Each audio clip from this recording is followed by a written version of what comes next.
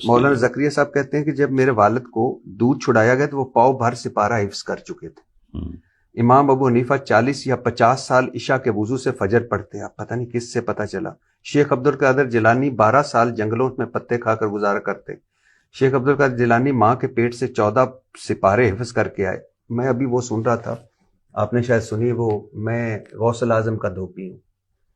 حضور صلی اللہ علیہ وسلم کے صحابہ خلفائے راشدین کو جو جنت کی بشارتیں ملی، حضرت عثمان قبر پہ جا کے رویا کرتے تھے۔ یہ واقعات تو بے بنیاد ہیں۔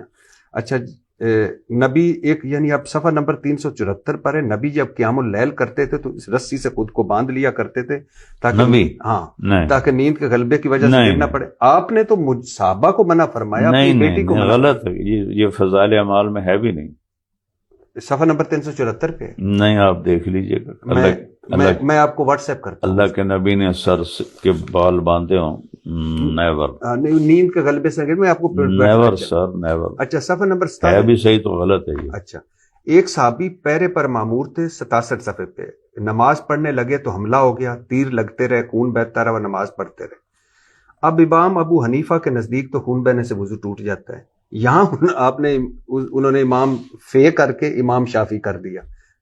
اچھا، آگے سنیے، ایک سید صاحب نے 12 دن ایک وضو سے نماز پڑھی، 15 سال اپنے جسم کو لیٹنے پر آمادہ نہ ہونے دیا۔ اب یہ ورلڈ ریکارڈ ہے، گنس بک کا ورلڈ ریکارڈ میں سید صاحب کو جانا چاہیے۔ یہ سب فضول باتیں ہیں۔ تو یہ فضول فضائل اعمال میں ہے، آپ کے تبلیغی جماعت کے نصاب بھی کتاب ہے، اس میں نہیں ہونی چاہیے۔